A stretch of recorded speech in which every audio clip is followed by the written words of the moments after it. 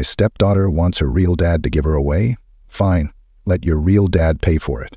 It all started on a warm spring afternoon when I overheard a conversation that shattered my illusions of family unity. My stepdaughter Emma was sitting in the living room with her fiancé Matt, discussing the details of her upcoming wedding. The wedding was the talk of the house for weeks now, and I'd been excited to be part of it, as any proud parent would be. Or so I thought. "I've decided," Emma announced, her voice filled with conviction. "I want my real dad to walk me down the aisle." I froze in place, the sound of her words ringing in my ears. My real dad.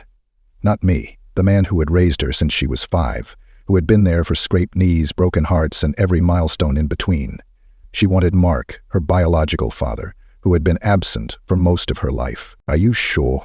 Matt asked hesitantly. "Your stepdad has done so much for you, I'm sure," she replied. "It's just something I've always dreamed of, you know? Having my real dad give me away." The words cut deep, but I tried to stay calm. This was her wedding, her day, and she had every right to make it how she wanted. But as the days passed, resentment started to build. Emma and I had always been close. When her mother, Sarah, and I got married, Emma was a shy, sweet little girl who slowly warmed up to me. I taught her how to ride a bike, helped her with math homework, and sat through countless dance recitals. When Mark, her biological father, failed to show up for her high school graduation, I was the one who cheered the loudest from the audience. Yet here she was, pushing me aside for a man who had barely been in her life. The final straw came during a wedding planning meeting. Emma handed me an itemized budget and casually said, "You'll cover this, right? You've always been so generous." Generous, yes. Foolish, no. I glanced at the budget. A lavish venue, an overpriced caterer, a designer gown. It was a wedding fit for royalty. "Emma," I said, my voice tinged with irritation, "you want Mark to walk you down the aisle, but you expect me to pay for everything? That doesn't sit right with me." She blinked, taken aback. "What do you mean? If your real dad is such an important part of your wedding," I continued, "maybe he should contribute financially too." The room fell silent. Sarah shot me a warning look, but I was too hurt to back down.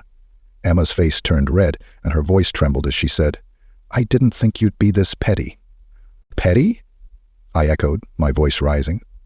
"I've supported you for years without asking for anything in return, but if you're going to prioritize Mark, then he should step up too." Emma stormed out of the room, leaving an awkward silence in her wake. Sarah turned to me, her expression a mix of disappointment and frustration. "We did exactly. I've watched you, Amy. Backstory's terrifying, but it's also been hugely fulfilling too." "You didn't have to say it like that," she said. "How else was I supposed to say it?" I snapped. "She's acting like Mark is some kind of hero when he's done nothing for her." Days turned into weeks, and the tension in the house was palpable. Emma barely spoke to me, and when she did, her words were curt. Sarah tried to mediate, but it only made things worse. Meanwhile, Mark suddenly became more involved. He attended dress fittings, offered to host the rehearsal dinner, and even started calling Emma more frequently. It was like he was trying to make up for lost time, at my expense. One evening, Sarah sat me down. "You need to apologize," she said firmly. "Apologize for what?" "Telling the truth, for making Emma feel like her choices don't matter," she replied. "This isn't about Mark. It's about Emma wanting to feel connected to both of her dads on her wedding day." Her words hit me like a ton of bricks. Was I so blinded by my own hurt that I couldn't see Emma's perspective? Maybe I had been unfair. I decided to extend an olive branch. I called Emma into the living room and sat her down. "Emma," I began, "I'm sorry for how I reacted. I've always seen you as my daughter, and it hurt to feel like I wasn't enough. But this is your day, and I want it to be perfect for you." Her eyes softened, and for the first time in weeks, she smiled at me. "Thank you," she said. "That means a lot." "But," I added with a chuckle, "you might want to talk to Mark about pitching in. Weddings aren't cheap." We both laughed, and the tension that had plagued us for weeks seemed to dissolve. In the end, Emma found a way to include both of us in her big day. Mark walked her down the aisle, but I got to share the father-daughter dance, a moment I'll cherish forever. The wedding was beautiful, a true celebration of love and family.